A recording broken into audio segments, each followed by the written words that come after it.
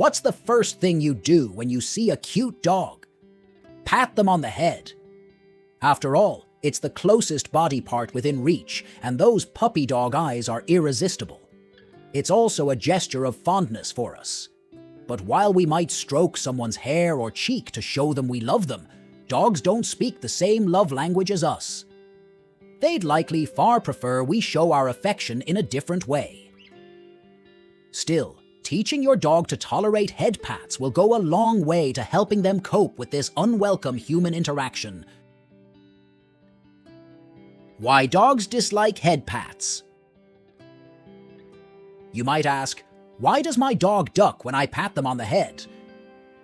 Well, in dog language, a direct stare or looming over another dog is considered a threat.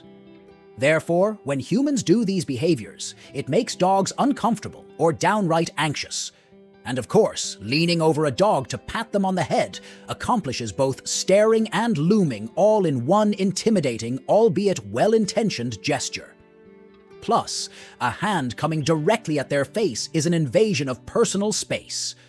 No wonder dogs duck. How to know if your dog doesn't like head pats? Although some dogs tolerate head pats, most instinctively feel uncomfortable when a hand reaches down from above their head. If you scroll through social media, you'll easily see examples of distressed dogs suffering through pats on the head. To verify how your pet feels, look at your dog's body language.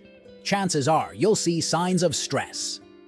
Things to look for include lowering their head or ducking away from your touch, walking away, pinning back their ears, licking their lips, yawning and showing the whites of their eyes. Preventing people from patting your dog.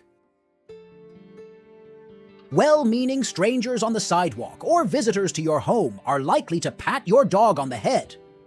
We humans just can't seem to help ourselves. But you need to advocate for your dog's well-being. Ask people to pat your dog on the places you know they enjoy best. For many dogs, the chest, shoulders, chin, or sides of the neck are a safe bet. If the person does not respect your request, don't be afraid to step in and stop the interaction. Your dog needs to know you have their best interests at heart. It can also help to have your dog face you instead of the greeter. That will put your dog's back closer than their head. If the person does stretch over to pat your dog's head, at least it's coming from behind, so your dog won't find it as stressful as a direct approach. Make sure your dog sees the stranger first to avoid startling or scaring them. It can also be helpful to have the greeter approach our dog at a peripheral angle rather than head-on, and to feed your dog treats while they're being pet. Teaching your dog to tolerate head pats. It can be challenging to prevent other people from patting your dog on the head. Plus, it's harder to handle a head-shy dog. For example, it can be difficult to put on their collar or administer eye drops. Therefore, do yourself and your dog a favor and teach them to tolerate head pats. The best way to accomplish this is with desensitization and counter-conditioning. Desensitization gets your dog used to something at a low level, then slowly increases the intensity, and counter-conditioning pairs something your dog dislikes with something they find delightful. When used together, they can change your dog's response to head pats from negative to positive.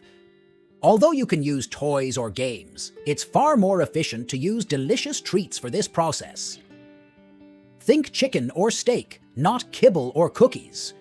Your dog should believe they hit the jackpot. Then, starting at a level of head pats your dog can tolerate, follow each pat with treats. The pat should predict the treat, not the other way around. And only increase the intensity once your dog is happily anticipating their treat after each pat. It might take several weeks to work through these steps.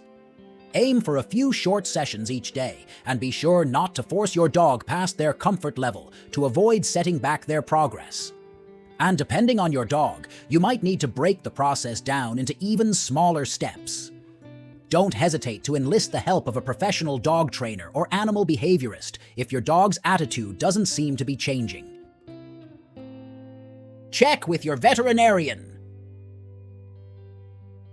If your dog has learned to tolerate head pats or was never bothered by them in the first place, take notice if that attitude changes. A sudden shift in behavior can indicate a health issue.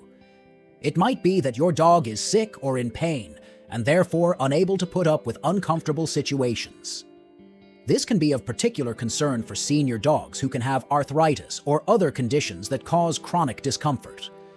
If you notice your dog has suddenly developed issues with head pats, get them to your veterinarian as soon as possible to rule out underlying health conditions.